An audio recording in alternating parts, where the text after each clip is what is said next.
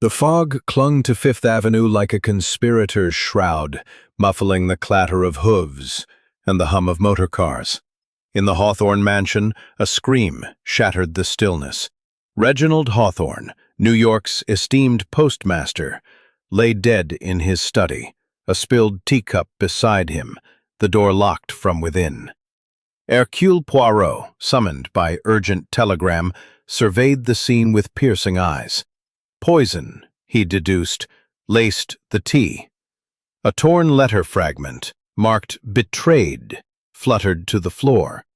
Who among the household, widow, rival, maid, niece, or friend, wove this web of deceit? Poirot's little gray cells stirred, sensing a killer's shadow.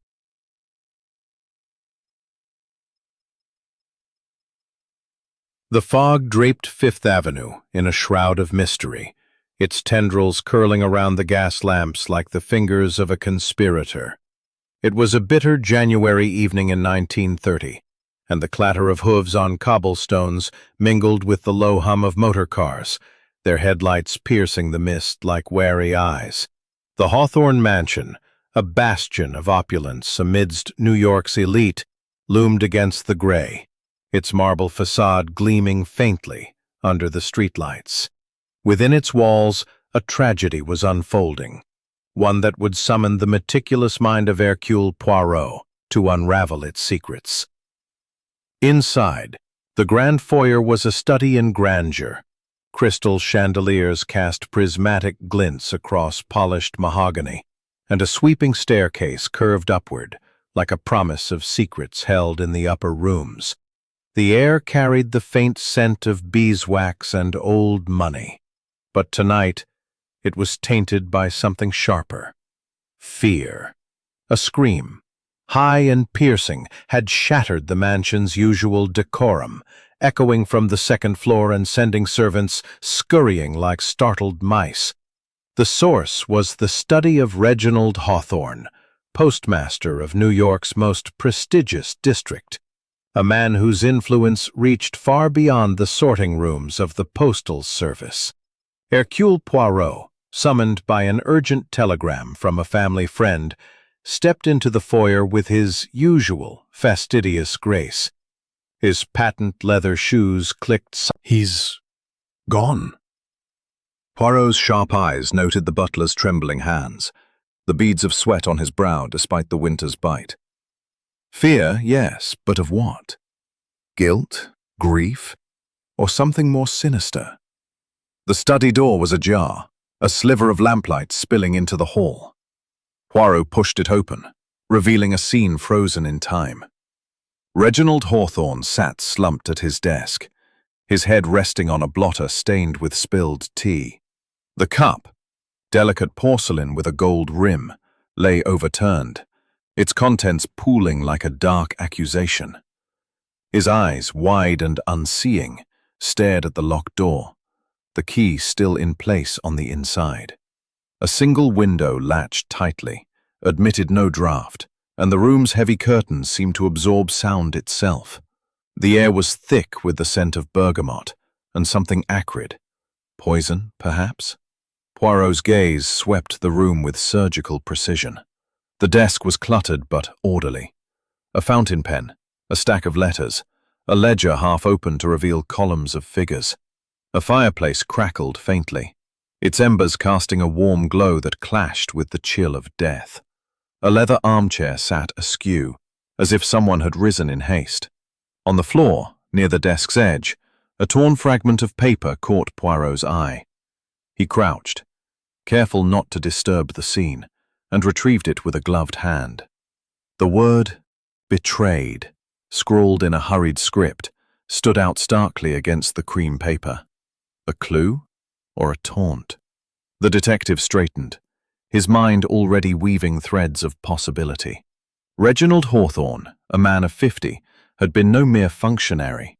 As postmaster, he controlled the flow of secrets, letters that carried the weight of business deals, illicit affairs, and political machinations. His death, Poirot mused, was no accident. The locked door, the spilled tea, the cryptic fragment, all pointed to a deliberate act, one cloaked in the elegance of this mansion. But who had orchestrated it? And why? Jenkins lingered at the threshold, his eyes darting nervously. "Mrs. Hawthorne found him, sir," he said, unprompted. "She screamed fit to wake the dead. Pardon the expression." But how had it been administered in a locked room? Footsteps approached, and Evelyn Hawthorne entered, her face a study in controlled sorrow. She was a striking woman, perhaps 40, with auburn hair pinned elegantly and a black silk dress that spoke of mourning prepared in haste. Her eyes, red-rimmed, met Poirot's with a mixture of curiosity and wariness. "Monsieur Poirot," she said, her voice steady despite the circumstances. "You come highly recommended. My husband, he was a good man. Who could have done this?" Her hands, clutching a lace handkerchief, trembled slightly, a detail Poirot filed away. "Madame," Poirot replied, his accent crisp, "I assure you, the little grey cells are already at work. Tell me, when did you last see Monsieur Hawthorne alive?" Evelyn recounted the evening, a quiet dinner, a discussion of mundane household matters, and Reginald's retreat to his study to review correspondence. She had retired to her sitting room, only to check on him an hour later and find him as he was. Her story was plausible, but Poirot noted her hesitation when mentioning the study's locked door. A lie or simple distress? The detective's questions were interrupted by the arrival of Victor Crane, a rival postmaster whose rivalry with Reginald was no secret. Crane, a burly man with a florid complexion, carried himself with the bluster of one accustomed to command. "This is a tragedy," he declared, though his tone lacked warmth. "Hawthorne and I had our differences, but poison! It's cowardly!" Poirot's eyes narrowed. Crane's presence in the mansion so soon after the death was curious. Had he been summoned, or had he come of his own accord? Next came Clara Beaumont, the maid, her youthful face pale and her hands twisting in her apron. She avoided Poirot's gaze, muttering about her duties in the kitchen during the fatal hour. Her nervousness was palpable, and Poirot wondered what she feared, or what she knew. The final arrival was Margaret Sloane, Reginald's niece, a sharp-eyed woman of 25 whose cool demeanor suggested a mind as calculating as her uncle's. "He didn't deserve this," she said, but her voice held an edge. Twitched again, a sign of his growing certainty. The killer was close, hidden among the mansion's inhabitants. The little gray cells hummed, sorting motives, greed, revenge, betrayal. Evelyn's wealth, Crane's rivalry, Clara's fear, Margaret's resentment, all were threads in a tapestry of deceit. As Poirot stepped back into the corridor, a faint perfume wafted from the study's window, a scent not present before. It was delicate, floral, and out of place in the masculine room. He paused, his mind seizing on the detail. Someone had been here, someone who left no trace but this fleeting clue. The fog outside thickened, but within the mansion, the mystery was beginning to take shape. Poirot's resolve hardened. He would unravel this enigma, no matter how cleverly the killer had woven their web. Cliffhanger. The torn letter fragment, now in Poirot's pocket, seems to pulse with the word betrayed, as if whispering the killer's next move. Chapter 2. The Widow's Veil. The Hawthorne Mansion's drawing room was a cathedral of wealth, its walls adorned with gilded wallpaper and portraits of austere ancestors whose gazes seemed to judge the living. The January fog pressed against the tall windows, casting a pallor over the room's opulence, as if the city itself mourned Reginald Hawthorne's death. Hercule Poirot stood near a marble fireplace, its flames casting flickering shadows across his immaculate suit. His mustache, a perfect crescent, quivered slightly as he observed the assembled company, Evelyn Hawthorne, Victor Crane, Clara Beaumont, and Margaret Sloane, each a player in the unfolding drama of murder.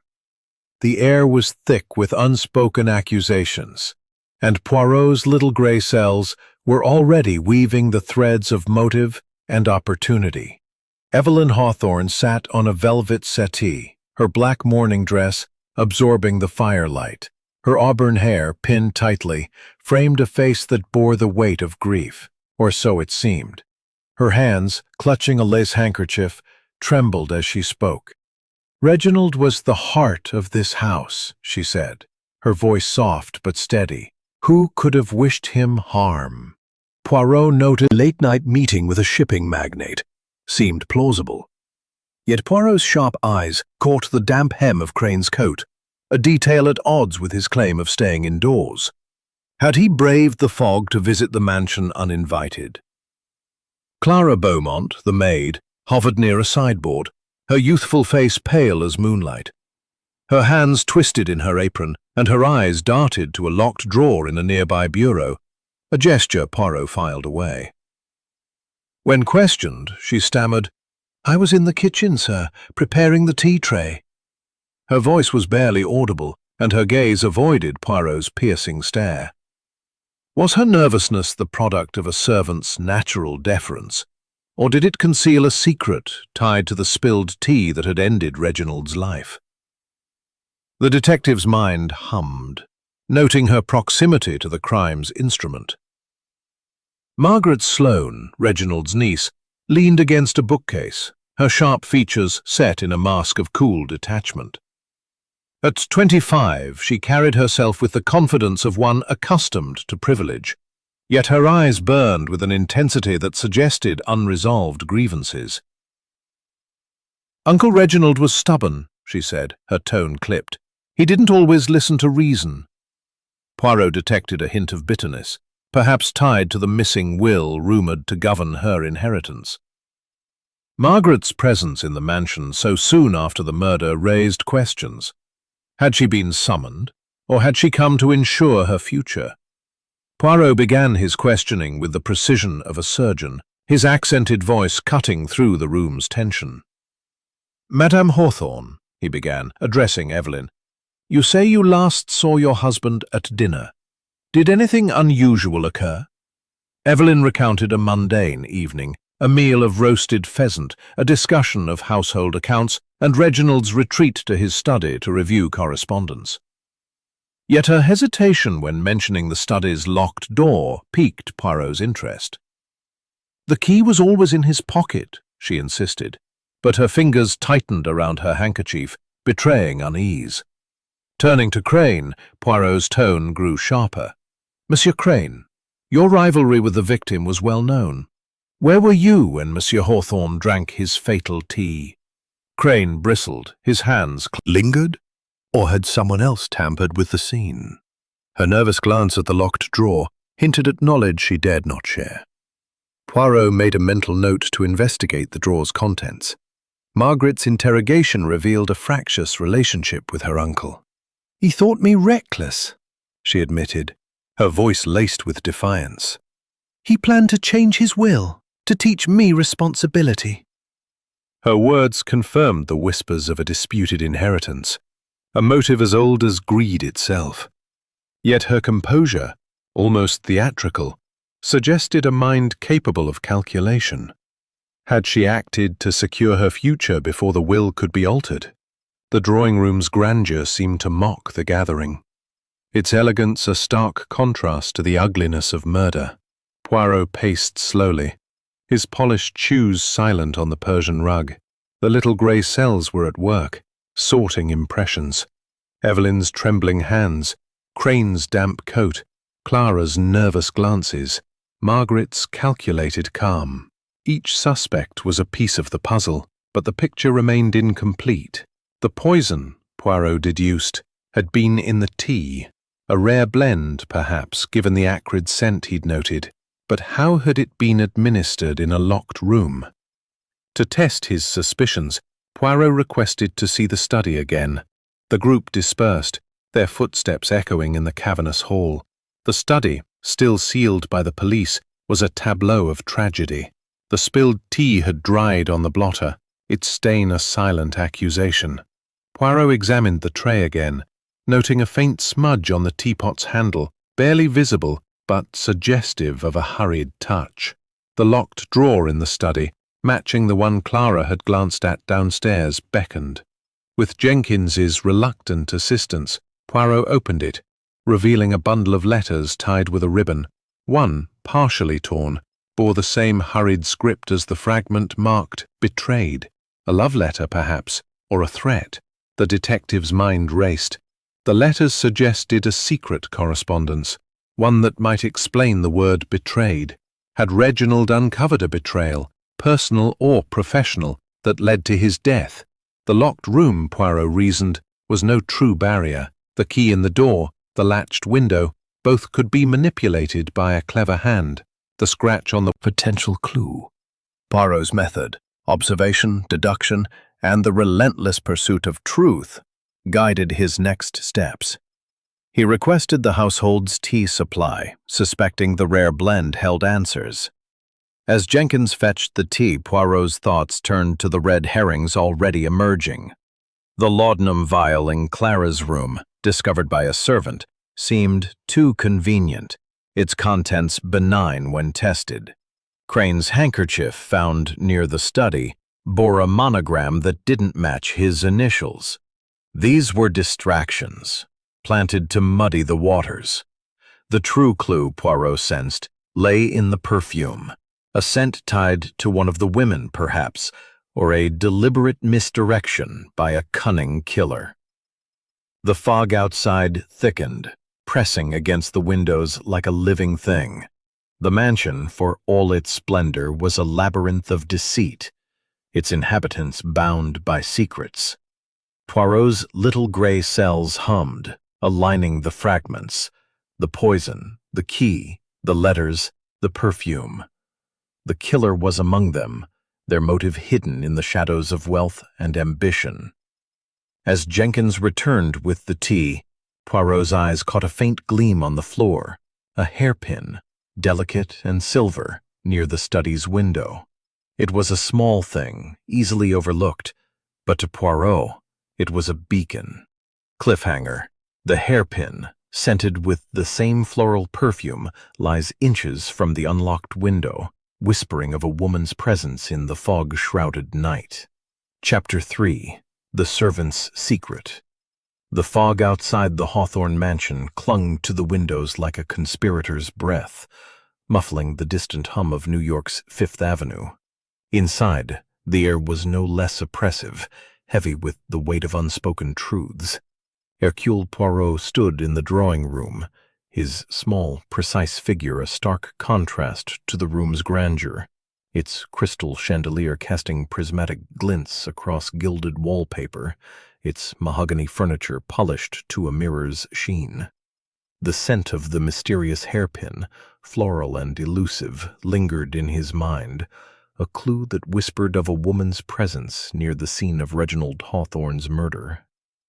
His little gray cells buzzed, piecing together the fragments of the desk's edge suggested it had been moved after Reginald's death. "And you saw nothing unusual?" he pressed, his eyes fixed on her. Clara's gaze dropped to the floor, and her voice, when it came, was barely a whisper. "He was reading letters, sir. He seemed distracted."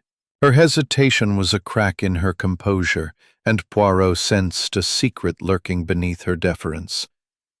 Was it fear of discovery, or fear of something or someone else? The detective's thoughts were interrupted by the arrival of Margaret Sloane, Reginald's niece, whose sharp features and cool demeanor contrasted with Clara's nervous fragility. Margaret's eyes narrowed as she observed the maid, a flicker of disdain crossing her face. "Clara was always hovering around, Uncle," she said, her tone laced with accusation. "She thought herself above her station." Poirot's eyebrows rose slightly. The tension between the two women was palpable, a thread he would tug to unravel the truth. "Mademoiselle Sloane," he said. "You suggest a familiarity between Clara and your uncle. What do you know of it?" Margaret's lips tightened, but she relented under Poirot's steady gaze. "I saw them together in the study weeks ago. Clara was too close, whispering to him. Uncle was charmed, but I warned him. She's a servant, not family." Her words carried the weight of jealousy, perhaps tied to the missing will that governed her inheritance. Poirot noted her clenched hands, the way her eyes avoided Clara's. Was Margaret's accusation a genuine suspicion, or a deflection from her own motives? Turning back to Clara, Poirot softened his tone, coaxing her confidence. "Mademoiselle, speak freely. What passed between you and Monsieur Hawthorne?"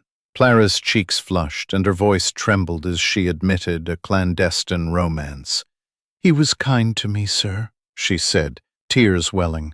We cared for each other. He promised to help me, to give me a better life."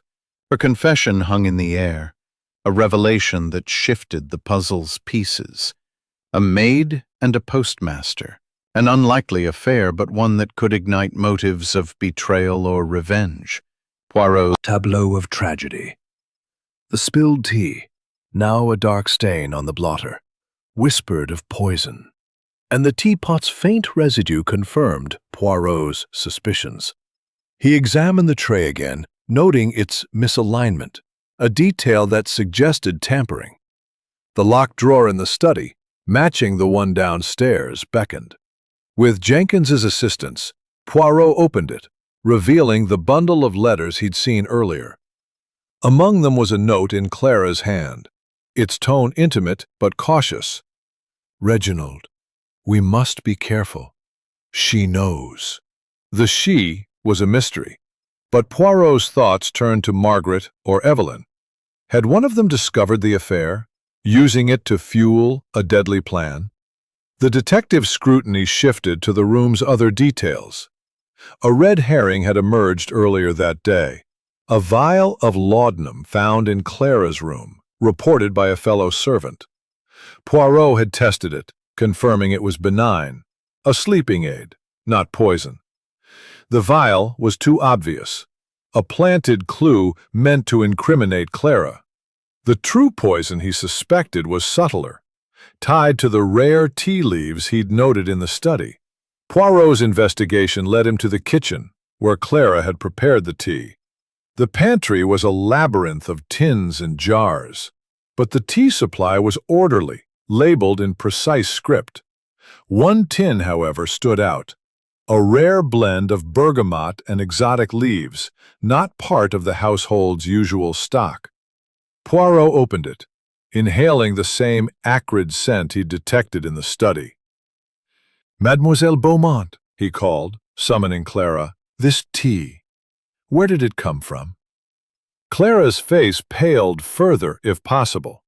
"It was a gift, sir, to Mr. Hawthorne. I don't know from whom." The detective's little gray cells hummed. The tea was a key, a deliberate choice by the killer. Its rarity suggested intent, perhaps tied to one of the suspect's connections.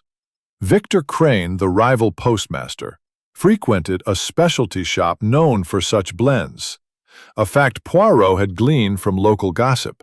Evelyn, with her extravagant tastes, might also have access to such luxuries. Margaret, too, could have procured rare tea. Evelyn hesitated, her fingers tightening on her handkerchief. "Occasionally," she said, "he was well liked in business circles." Her vagueness was telling, and Poirot noted it. Turning to Crane, he asked, "Monsieur, your shop visits, are they known for exotic teas?" Crane's florid face reddened further. "I enjoy a good blend," he admitted, "but I didn't send Hawthorne any." His denial was too quick, Poirot thought, a thread to pull later. The detective's attention returned to Clara. "Mademoiselle, who else handled the tea tray that night?" Clara's eyes flickered with fear. "Only me, sir. I swear it." Yet her glance at Margaret suggested otherwise. Poirot's mind seized on the tension between the women. Had Margaret, aware of the affair, tampered with the tray to punish Clara or Reginald? The missing will, rumored to favor Evelyn over Margaret, added another layer. The mansion's walls seemed to close in, their elegance a facade for greed and betrayal. As Poirot paced, his polished shoes silent on the rug, a new clue emerged. A footprint, faint but distinct, marked the study's rug near the desk. It was too large for Clara's small feet, too narrow for Crane's heavy boots.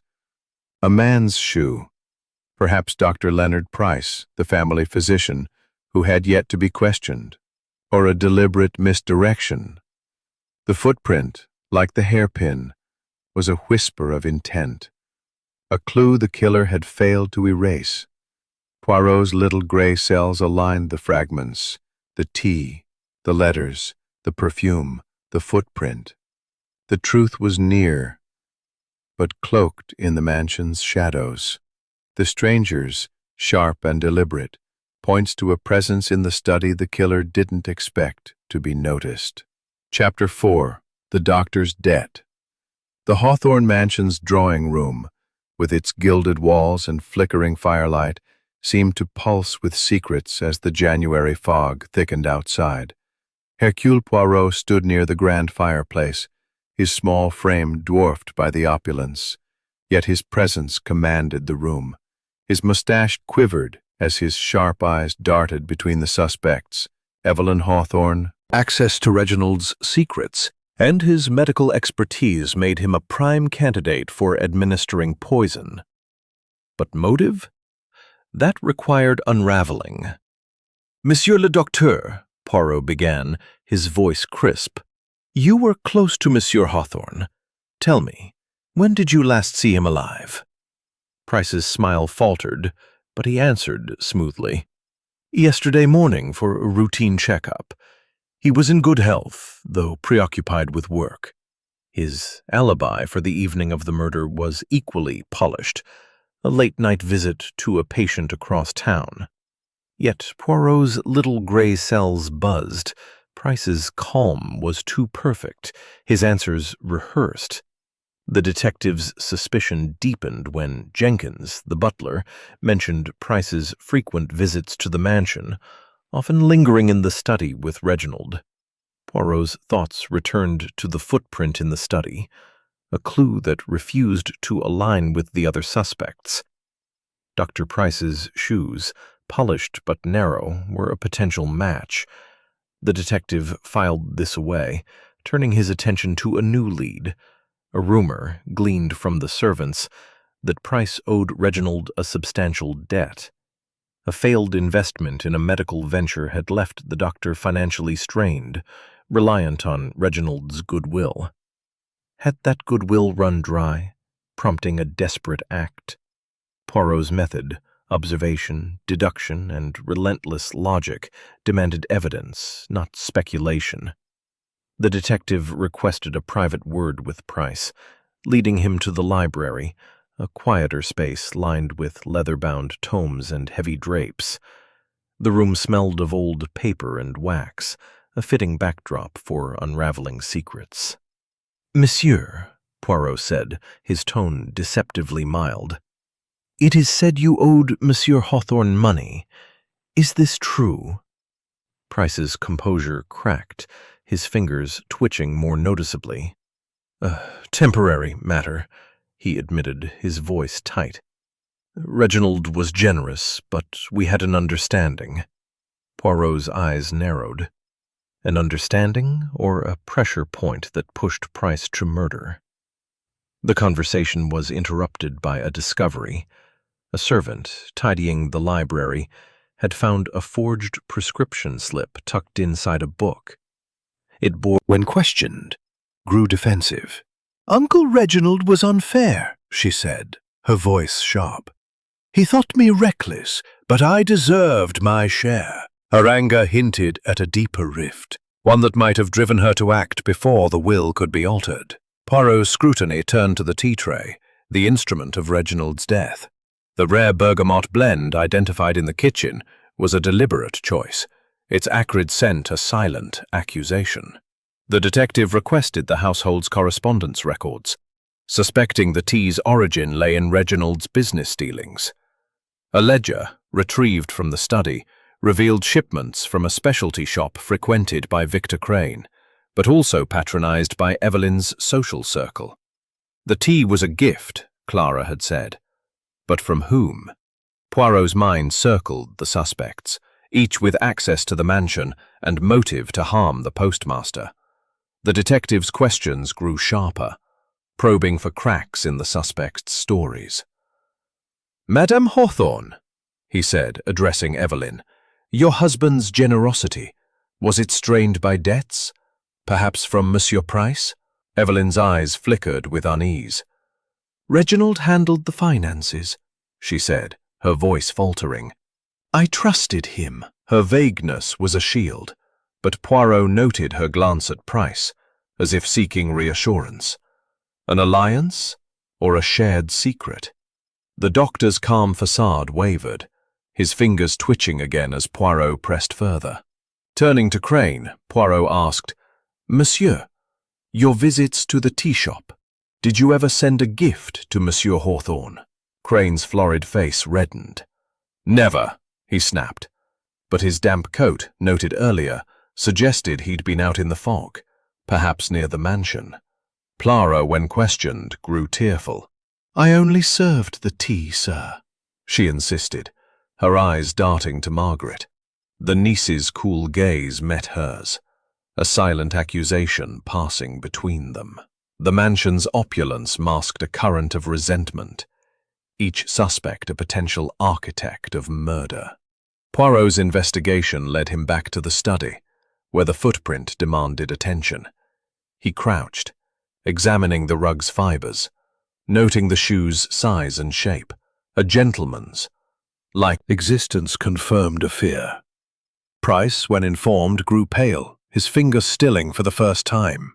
The empty safe was a void, its absence screaming of intent. Had the killer removed its contents to conceal a motive, or to destroy evidence? Poirot's mind raced, weaving the threads, the poison, the letters, the footprint, the safe. The tea's rarity suggested a connection to Crane or Evelyn, but the footprint pointed to Price. Clara's romance and Margaret's resentment added layers of complexity. The red herrings, laudanum vial, forged prescription, misplaced handkerchief, were distractions, but the safe's emptiness was a beacon. The detective's method demanded precision, and he sensed the truth lay in the interplay of these clues, hidden in a detail overlooked by the killer. As Poirot paced the study, his polished shoes silent on the rug, the mansion's walls seemed to whisper of betrayal. The fog outside pressed closer, a mirror to the murk of human motives. Evelyn's wealth, Crane's rivalry, Clara's affair, Margaret's inheritance, Price's debt. Each was a motive, but only one held the key to the locked room. The detective's little grey cells hummed, sorting the fragments, seeking the pattern that would reveal the murderer. Cliffhanger. The empty safe, its door swinging silently, hints at a secret stolen just before Reginald's death. A secret the killer killed to protect. Chapter 5. The Rival's Rage. The Hawthorne mansion's grandeur seemed to mock the turmoil within, its gilded walls and crystal chandeliers casting an illusion of serenity over a house steeped in deceit. The January fog clung to the windows of the drawing room where Hercule Poirot stood, his small, fastidious figure a beacon of order amidst chaos. The empty safe, discovered behind the portrait, gnawed at his mind, a void that spoke of a stolen secret, perhaps the missing will that fueled the motives swirling around Reginald Hawthorne's murder. The footprint, the poisoned tea, the torn letter, the perfume, the hairpin, all were threads in a tapestry Poirot was determined to unravel. His little grey cells hummed, and his focus now turned to Victor Crane, the rival postmaster whose rage against Reginald was as palpable as the fog outside. Crane stood by the window, his broad frame silhouetted against the gray mist, his florid face set in a scowl. His rivalry with Reginald had been a public spectacle. Their battles over postal reforms splashed across New York's newspapers. Poirot, his mustache quivering with intent, approached with the precision of a fencer. "Monsieur Crane," he began, his voice crisp and accented, "your disputes with Monsieur Hawthorne were no secret. Tell me, what drove such enmity?" Crane's eyes flashed, his hands clenching into fists. "Hawthorne's reforms were a farce," he spat. "He undercut my contracts, ruined my reputation. But murder? I'm no coward." Poirot's gaze sharpened, noting the damp hem of Crane's coat, a detail from the previous evening that suggested he'd braved the fog. "And where were you, monsieur, when Monsieur Hawthorne drank his fatal tea?" Crane's jaw tightened. "At the Waldorf, meeting a shipping magnate. My driver can confirm it." Yet his tone carried a defensive edge, and Poirot's little gray cells stirred. The alibi was plausible, but the damp coat hinted at an unaccounted-for journey. Had Crane slipped into the mansion under cover of fog, his rage boiling over into a deadly act?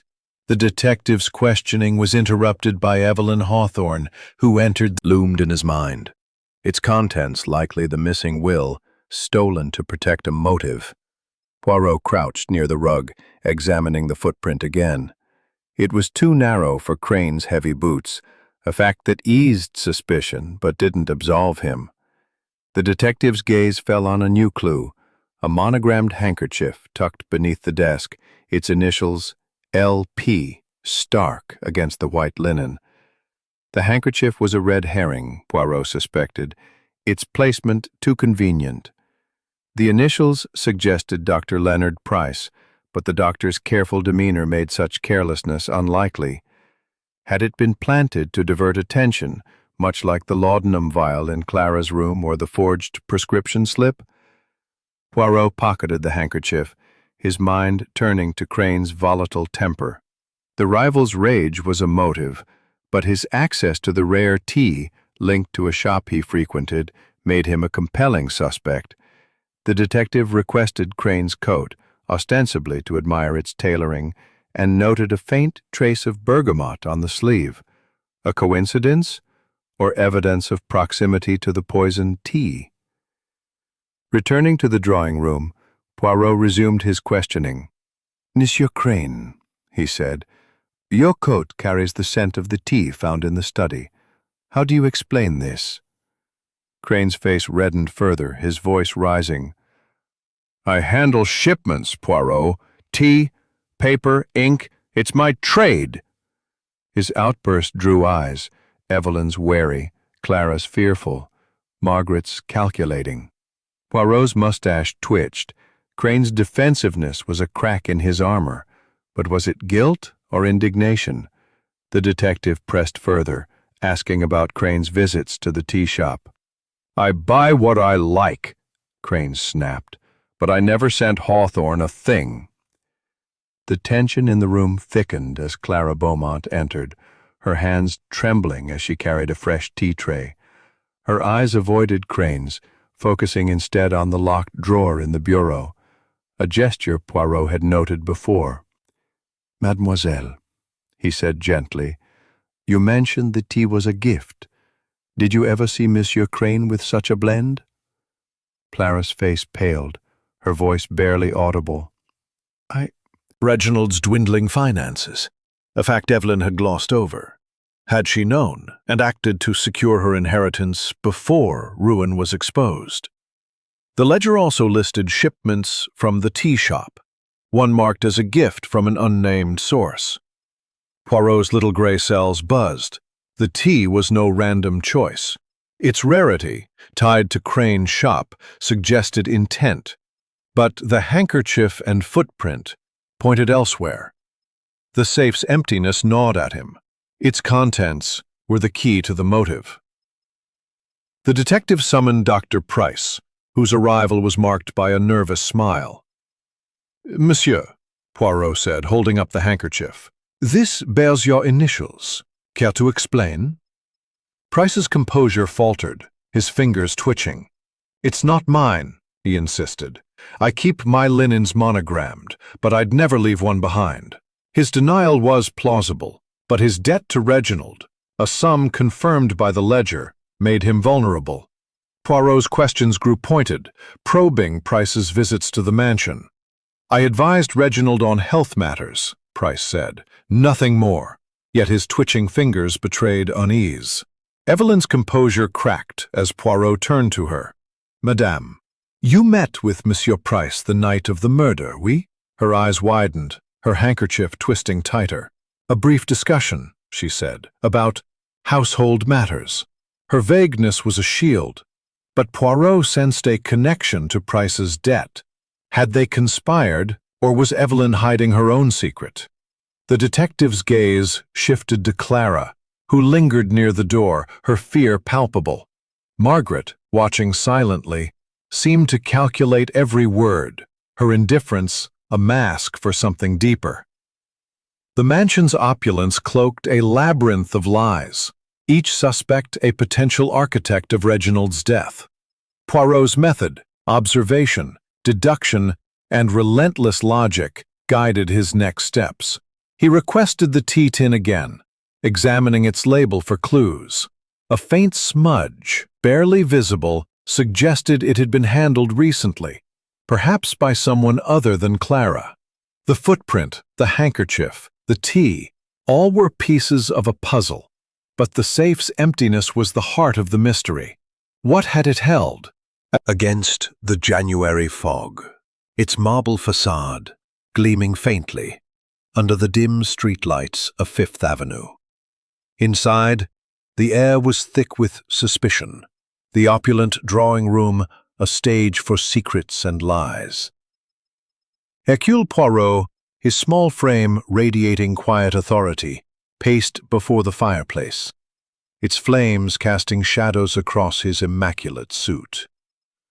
The whispered argument about a lost fortune echoed in his mind, a clue that intertwined with the empty safe, the poisoned tea, the footprint, the handkerchief, and the elusive perfume.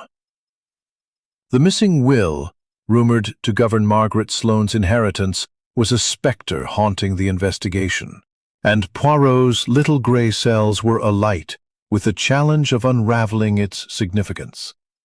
The empty safe, hidden behind the stern portrait of a Hawthorne ancestor, gnawed at Poirot's thoughts. Its contents, likely the will, had been removed, a deliberate act to conceal a motive. The detective's gaze swept the room, where the suspects sat in uneasy silence. Evelyn Hawthorne, her black mourning dress a veil for her trembling hands. Victor Crane, his florid face set in a scowl. Clara Beaumont, her nervous eyes darting to the locked drawer, and Margaret Sloane, her cool demeanor masking a simmering resentment. Dr. Leonard Price, the family physician, lingered near the door, his twitching fingers betraying unease.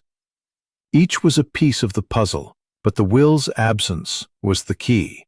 Poirot began with Evelyn, whose composure seemed to fray under his scrutiny. "Madame," he said, his voice crisp, "the safe in the study, were you aware of its existence?" Evelyn's eyes widened, her handkerchief twisting in her grip. "No, Monsieur Poirot," she replied, her tone strained. "Reginald kept his business private."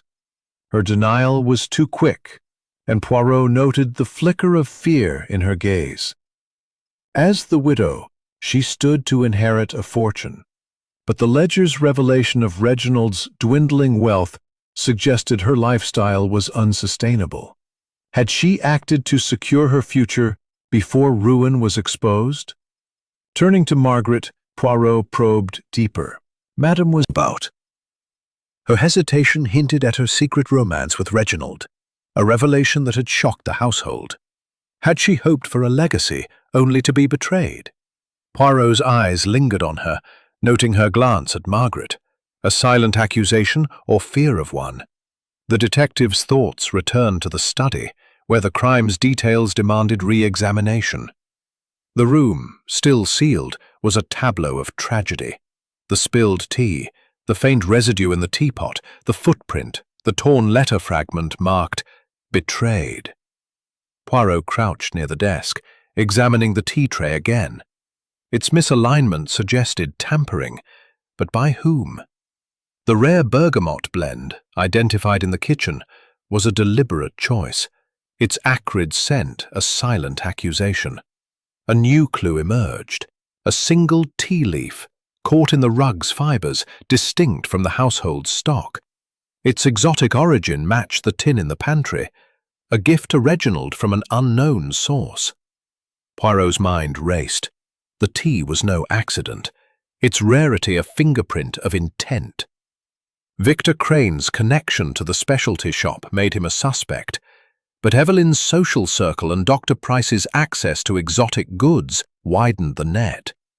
The detective requested the household's correspondence, suspecting the tea's origin lay in Reginald's business dealings.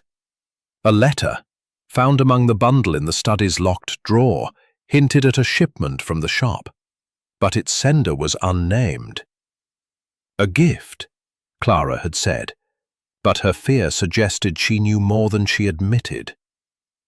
Returning to the drawing room, Poirot confronted Clara. "Mademoiselle, you said the tea was a gift. Did you see who delivered it?" Clara's eyes filled with tears, her voice trembling. "It came in brown paper, sir, left at the door. I thought it was for the household." Her fear was palpable, and Poirot sensed she was protecting someone, or herself. Margaret, watching from the bookcase, interjected sharply. "Clara was always in the study," she said, her tone accusing. "She probably brought the tea herself." Clara's gasp was audible, her hands shaking as she denied it. The detective's scrutiny shifted to Dr. Price, whose debt to Reginald loomed large. "Everything," she said, her voice faltering. "I trusted him." Her vagueness was a shield, but Poirot sensed a connection to the empty safe. Had she known of the dwindling fortune, acting to secure her wealth before it vanished? The detective's little gray cells aligned the clues. The tea, the footprint, the handkerchief, the safe. The investigation led Poirot back to the study, where the footprint demanded scrutiny. Its size and shape, a gentleman's shoe, possibly Price's, clashed with the feminine perfume and hairpin. Was the footprint a deliberate misdirection, or evidence of another presence? The safe's emptiness suggested the will's theft was central to the motive. Poirot examined the portrait again, noting a faint scratch on its frame, as if it had been moved recently. The killer had known the safe's location, a fact that narrowed the suspects to those intimate with the study's secrets. A servant's whisper broke Poirot's reverie. "I saw Miss Margaret near the study, sir," the footman said, his voice low. "Before the murder, late in the evening." The revelation sent a jolt through Poirot's mind. Margaret's resentment, tied to the will, made her a compelling suspect. Had she slipped into the study, poisoning the tea to secure her inheritance? The tea leaf on the rug, the torn letter, the empty safe, all pointed to a calculated act, one cloaked in the mansion's grandeur. Poirot's method, observation, deduction, relentless logic, guided his next steps. He requested the tea tin again, examining its contents for further clues. The exotic leaf, distinct from the household stock, was a beacon. Crane's shop, Evelyn's extravagance, Price's access, all were possibilities, but Margaret's presence in the study tipped the scales. The detective's gaze fell on the desk, where a hidden compartment, barely visible, caught his eye. With a gentle press, it sprang open, revealing a cryptic note in Reginald's hand. "The truth lies in the leaves." The note's meaning was elusive. but its discovery sharpened Poirot's focus.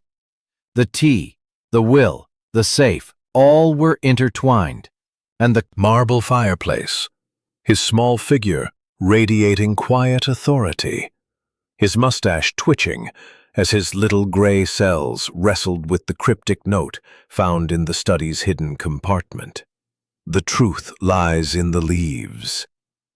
The phrase, scrawled in Reginald Hawthorne's hurried hand, was a riddle, its meaning entwined with the poisoned tea, the empty safe, the footprint, the perfume, and the missing will. The mansion's grandeur cloaked a labyrinth of deceit, and Poirot was determined to unravel its secrets.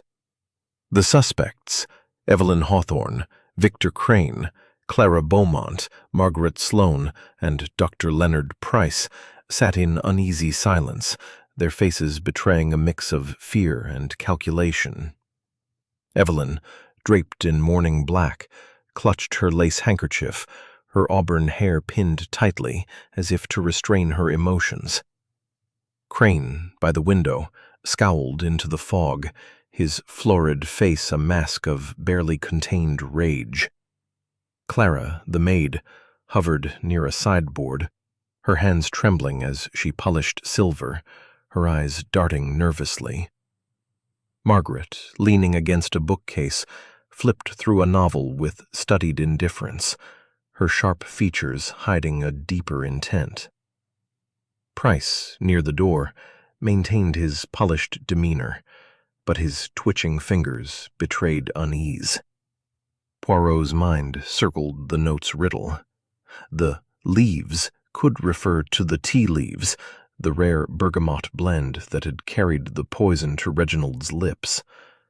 Or was it a metaphor, pointing to pages, perhaps the missing will, stolen from the safe? The detective's gaze swept the room, noting each suspect's posture. Evelyn's trembling hands suggested knowledge of the safe's contents. Margaret's resentment over the will was palpable. Clara's fear hinted at a secret tied to her romance with Reginald.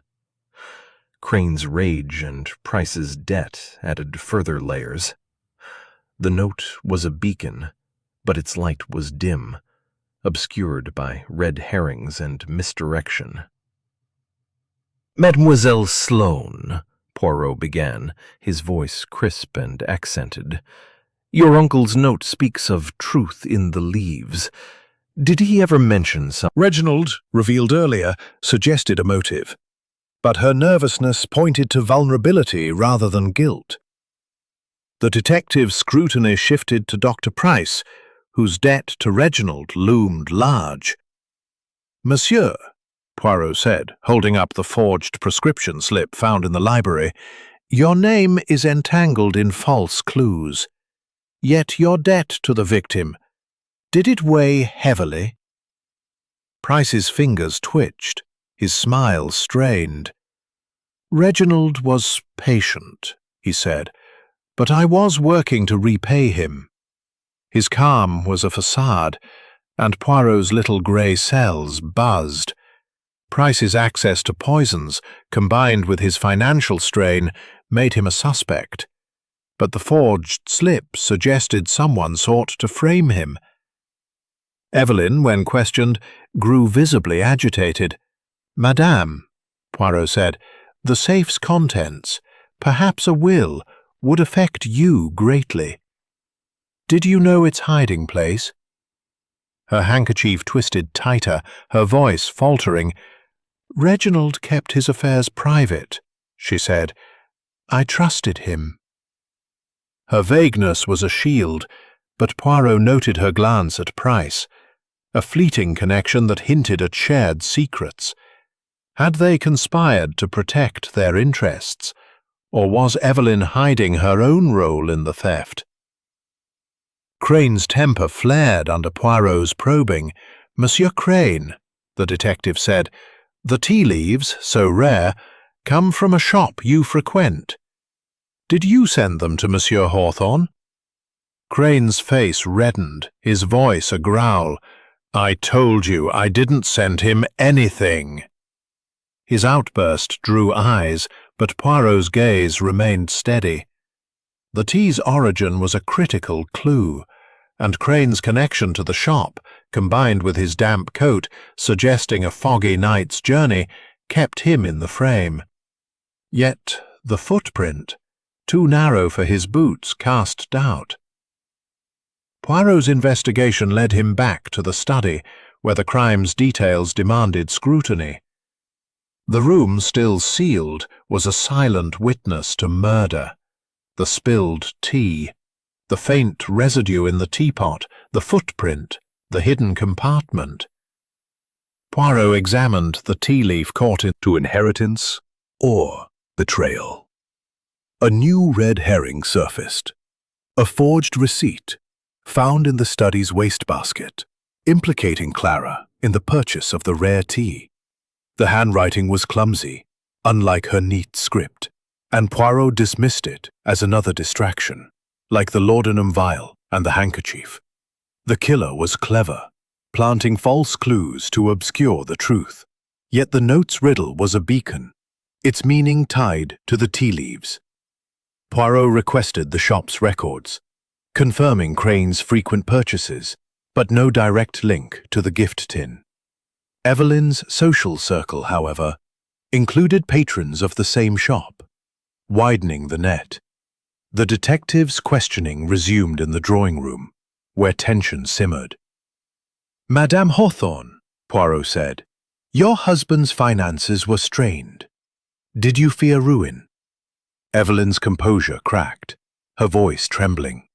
"I knew we had debts," she admitted, "but Reginald promised to resolve them." Her candor was a crack in her facade, but Poirot sensed she was holding back. Had she acted to secure her wealth, or was she a pawn in another's scheme? Margaret's cool gaze met Poirot's as he turned to her. "Mademoiselle, you were seen near the study before the murder. What brought you there?" Her lips tightened. "I wanted to discuss the will," she said, but he dismissed me. Her admission confirmed the servant's whisper, placing her at the scene. The footprint, however, suggested a male presence, complicating the puzzle. Poirot's little grey cells aligned the clues: the tea, the note, the safe, the footprint. The truth was near, but one piece remained elusive. The mansion's opulence masked a current of desperation, each suspect a potential architect of murder.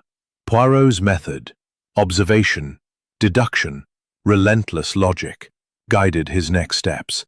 He re-examined the study's window, noting the scratch on the sill and the faint perfume.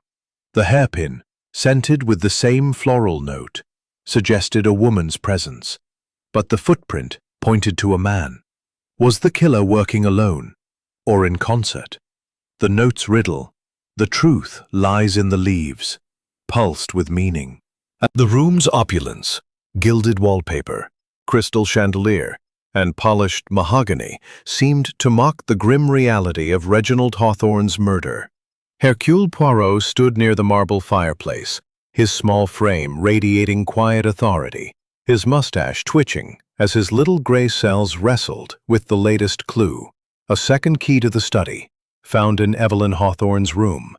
The key, gleaming and small, was a beacon in the labyrinth of deceit, suggesting access to the locked room where Reginald had met his end.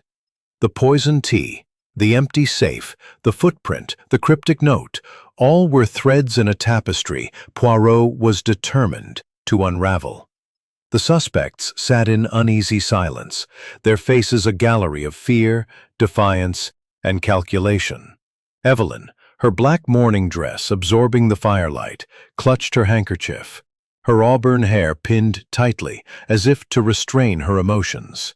Victor Crane, by the window, scowled into the fog, his florid face a mask of barely contained rage.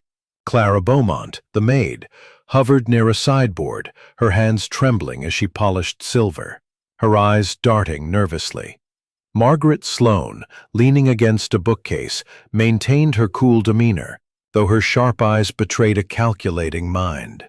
Dr. Leonard Price, near the door, forced a smile, his twitching fingers revealing unease. Poirot held up the key, its gleam catching the firelight. "Madame Hawthorne," he said, his voice crisp and accented. "This key, found in your possession, unlocks the study. How do you explain it?" Evelyn's composure faltered, her handkerchief twisting in her grip. "It's a spare," she stammered, her voice trembling. "Reginald kept one in his desk, but I took it to check on him." Her hesitation was a crack in her facade, and Poirot's eyes narrowed. The study's door had been locked from the inside, the key still in place. A spare key suggested access, but also opportunity for murder. The detective's mind raced, reconstructing the crime. The poison, a bitter alkaloid in the rare bergamot tea, had been delivered before the door was locked. The tray's misalignment, a clue to tampering. The second key shifted suspicion toward Evelyn, whose inheritance accusation or dread. Clara's romance with Reginald, revealed earlier, made her a target of suspicion. But the key in Evelyn's room shifted the focus. Margaret's cool gaze met Poirot's as he turned to her. "Mademoiselle Sloane, you were seen near the study before the murder. Did you see Madame Hawthorne with this key?" Margaret's lips tightened, her voice sharp.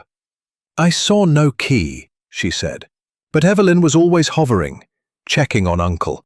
Her words were a calculated jab, deflecting suspicion while stoking it.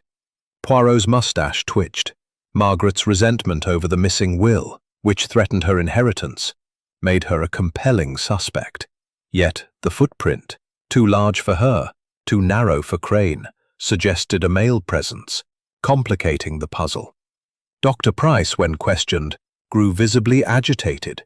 "Monsieur," Poirot said, "your debt to Monsieur Hawthorne placed you in his confidence. Did you know of this spare key?" Price's fingers twitched, his smile strained. "Reginald never mentioned it," he said. "I was at a patient's home that night." His alibi, though plausible, wavered under scrutiny, and Poirot recalled the footprint's size, a possible match for Price's narrow shoes. The forged prescription slip, a red herring, had tried to implicate him, but the key's discovery shifted the narrative. Had Price conspired with Evelyn, or was he another pawn? Victor Crane's temper flared as Poirot turned to him. "Monsieur Crane, your rivalry with the victim gave you motive. Did you know of a way into the locked study?" Crane's face reddened, his voice a growl. "I was at the Waldorf, Poirot. I don't sneak around with keys." His damp coat, noted earlier, suggested he'd been out in the fog, but the footprint ruled him out. The tea's origin, linked to his shop, kept him in the frame. But Poirot sensed Crane's rage was too blunt for the crime's cunning. The detective's investigation led him back to the study, where the locked room's mystery demanded resolution. The room, still sealed, was a silent witness to murder. The spilled tea, the teapot's residue, the footprint, the hidden compartment's note, was locked. The spare key gave Evelyn opportunity, but Margaret's presence and Clara's fear suggested a broader conspiracy. The empty safe, the missing will, the note's riddle, all were intertwined. The detective requested the tea tin again, analyzing its contents with precision. The bergamot's acrid scent, laced with poison, was a deliberate choice, its origin still elusive. A new clue emerged, a faint smudge on the tin, a fingerprint too small for Crane's heavy hands, Evelyn's slender fingers or Margaret's. Clara's alibi held, but her romance made her a target of manipulation. Poirot's little grey cells aligned the clues, seeking the pattern that would reveal the killer's hand. Returning to the drawing room, Poirot's questions grew sharper. "Madame Hawthorne," he said, "this key suggests you entered the study. Did you tamper with the tea?" Evelyn's gasp was audible, her handkerchief shredding in her grip. "I only checked on him," she insisted, tears welling. "I found him dead." Her distress seemed genuine, but Poirot noted her glance at Price, a silent plea. The doctor's twitching fingers stilled, his voice tight. "I was nowhere near the study," he said, unprompted. The interplay suggested a connection, but was it guilt or fear? Margaret's cool indifference cracked as Poirot turned to her. "Mademoiselle, your coat bears traces of the tea. Were you in the study, perhaps with this key?" Her eyes flashed, her voice sharp. "I visited Uncle, yes, but I didn't touch his tea." Her denial was fierce, but the tea stain was damning. Clara, hovering nearby, grew tearful, her voice barely audible. "I saw Miss Margaret near the tray, sir," she whispered, her fear palpable. The accusation hung in the air, Margaret's glare silencing Clara. The mansion's opulence masked a current of desperation, each suspect a potential architect of murder. Poirot's method, observation, deduction, relentless logic, guided his next steps. He re-examined the study's window, noting the perfume's floral note, now tied to Evelyn's scent. The hairpin, the key, the tea stain, all pointed to a woman's presence, but the footprint suggested a man's. Was the killer a duo or a master of misdirection? The unseen presence in the night. Chapter 9. The Fog's Witness. The Hawthorne mansion stood as a monolith against the January fog, its marble facade a pale specter in the dim glow of Fifth Avenue's gas lamps. Inside, the drawing room's opulence, gilded wallpaper, crystal chandelier, and polished mahogany, clashed with the grim reality of Reginald Hawthorne's murder. Hercule Poirot, his small frame radiating quiet authority, stood near the marble fireplace, his mustache twitching as his little gray cells wrestled with the latest revelation. A gardener's sighting of a figure in the fog near the mansion's rear gate, just before the murder. The second key, the poisoned tea, the empty safe, the footprint, the perfume, the cryptic note, all were threads in a tapestry of deceit, and Poirot was closing in on the truth. The suspects sat in a tense tableau. Evelyn Hawthorne, her black mourning dress absorbing the firelight, her handkerchief twisted in her trembling hands.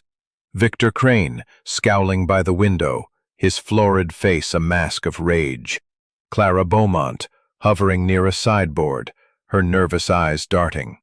Margaret Sloane, leaning against a bookcase, her cool demeanor fraying. And Dr. Leonard Price near the door, his twitching fingers betraying unease.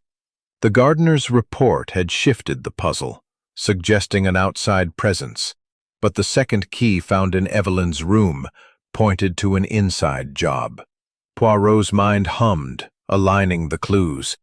The detective began with the gardener's sighting. "Monsieur Jenkins," he said, summoning the butler.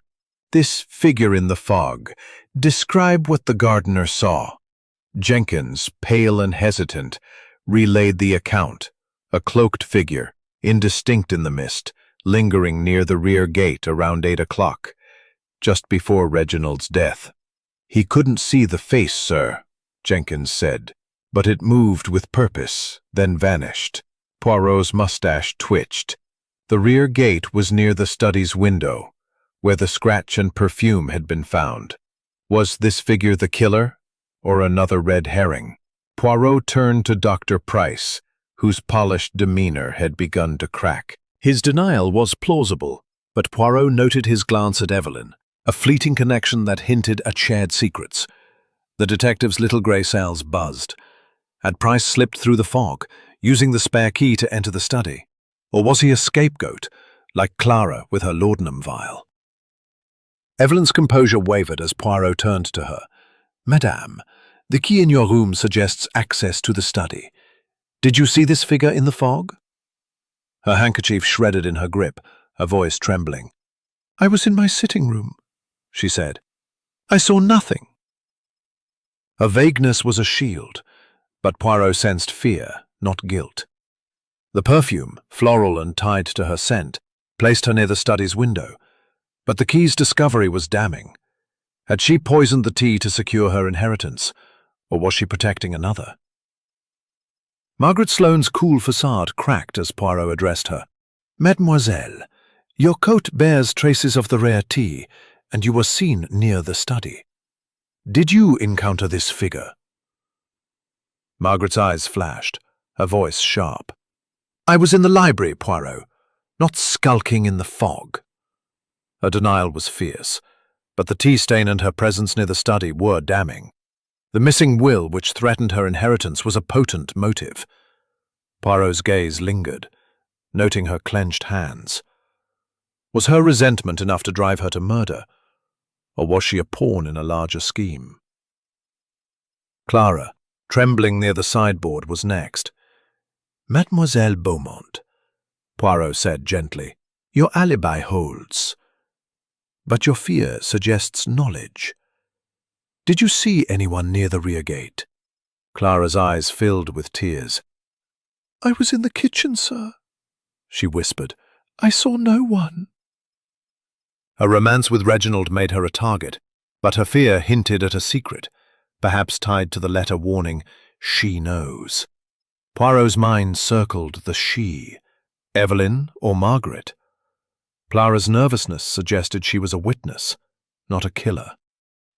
Victor Crane's temper flared as Poirot turned to him. "Monsieur, your shop supplied the rare tea. Did you venture into the fog that night?" Crane's face reddened, his voice a growl. Window's scratch and perfume hinted at an external ruse. The gardener's sighting sharpened the puzzle. Was the figure a distraction, or the killer?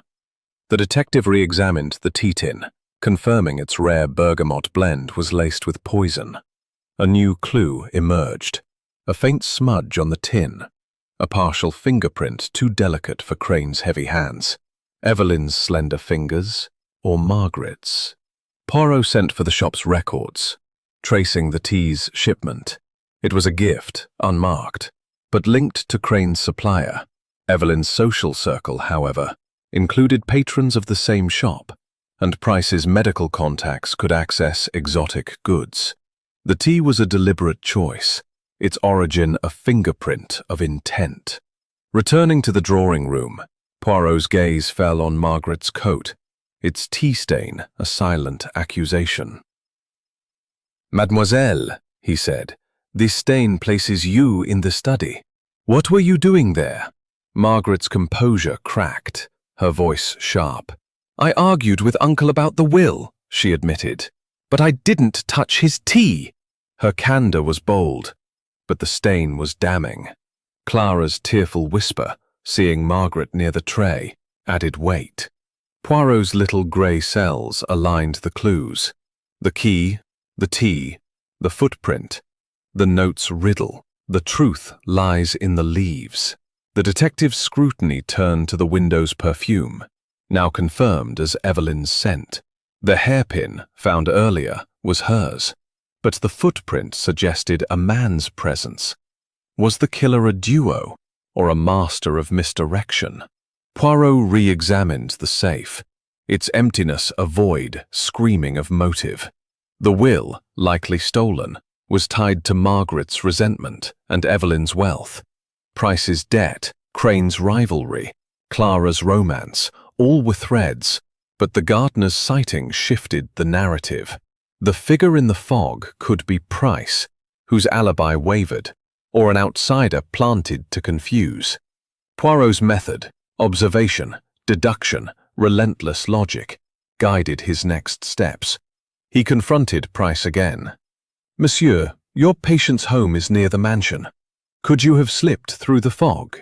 Price's fingers stilled, his voice tight. "Fog's witness and the locked room's secrets will reveal the killer's hand." The little grey cells triumph. The fog that cloaked Fifth Avenue seemed to press against the Hawthorne mansion's tall windows, as if eager to witness the unmasking of a murderer. Inside, the drawing room glowed with the soft flicker of candlelight, its gilded wallpaper and crystal chandelier casting an illusion of warmth over a scene thick with tension. Hercule Poirot stood at the room's center, his small, fastidious figure commanding attention, his moustache twitching as his little grey cells prepared to weave the final threads of the mystery. The suspects, Evelyn Hawthorne, Victor Crane, Clara Beaumont, Margaret Sloane, and Dr. Leonard Price, sat in a semicircle, their faces a gallery of fear, defiance, and anticipation. The second key, the poisoned tea, the empty safe, the footprint, the perfume, the cryptic note, and the gardener's sighting of a figure in the fog had led to this moment. The truth was near, and Poirot was ready to unveil it. The detective's voice, crisp and accented, cut through the silence.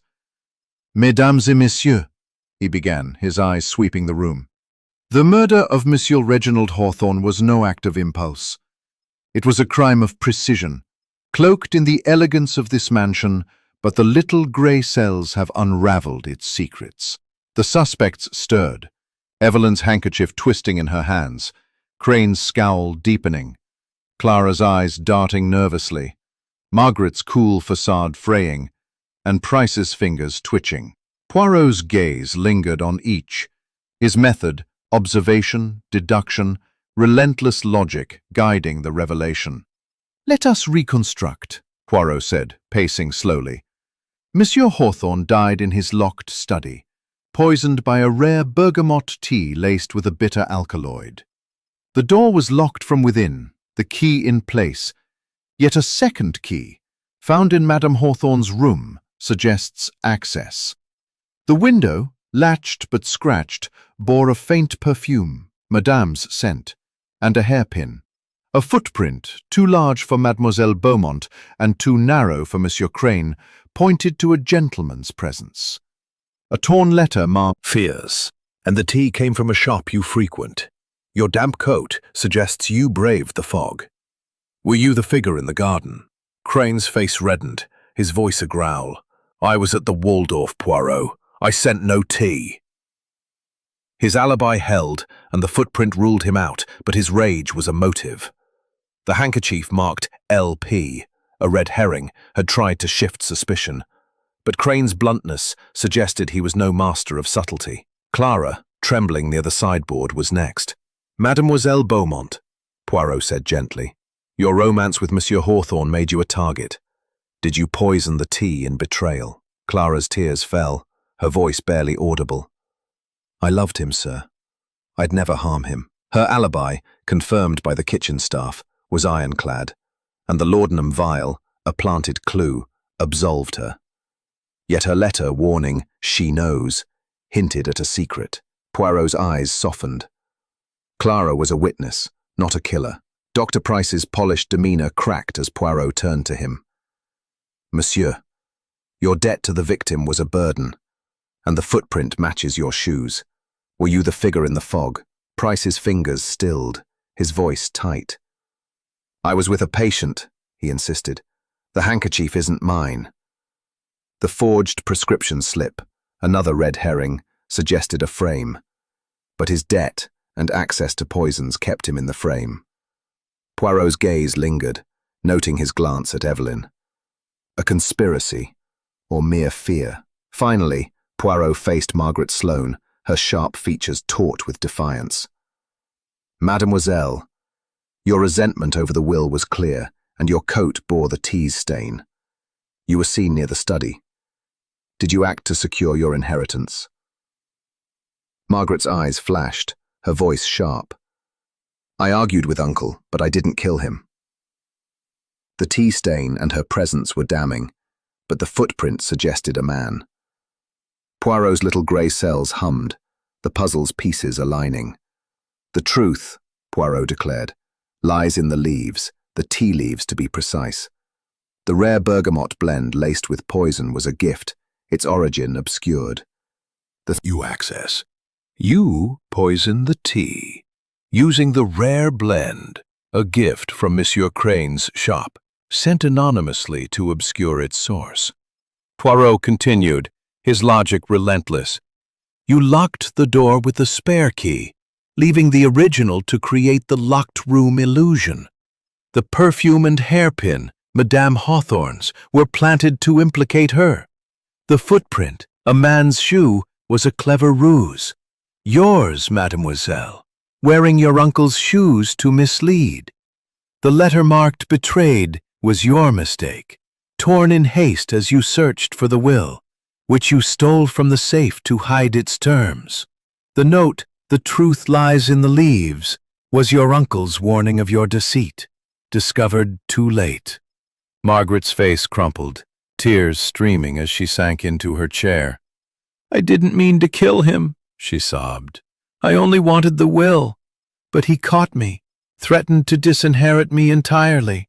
The tea, it was impulse."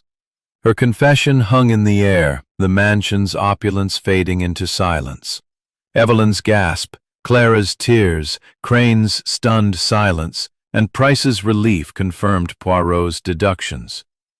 The little gray cells had triumphed, unraveling the web of greed and betrayal. Poirot's gaze softened, but his voice remained firm. "Mademoiselle, your actions were not impulse, but calculation. You sought to secure your future, but at the cost of a life." He turned to the others. "Madame Hawthorne, your fear was of ruin, not guilt. Monsieur Crane, your rage was genuine, but not murderous. Mademoiselle Beaumont, your love was exploited. Monsieur Price, your debt made you a target, but not a killer." The room exhaled, the truth laid bare. The detective summoned the police, who had been waiting discreetly.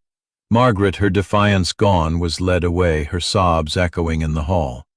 The mansion, once a labyrinth of secrets, seemed to breathe freely, its shadows dispelled by Poirot's logic. The fog outside lifted slightly, as if the city itself acknowledged the resolution. Evelyn, Clara, Crane, and Price dispersed, their motives exposed but their innocence confirmed. Poirot adjusted his coat, his mustache twitching.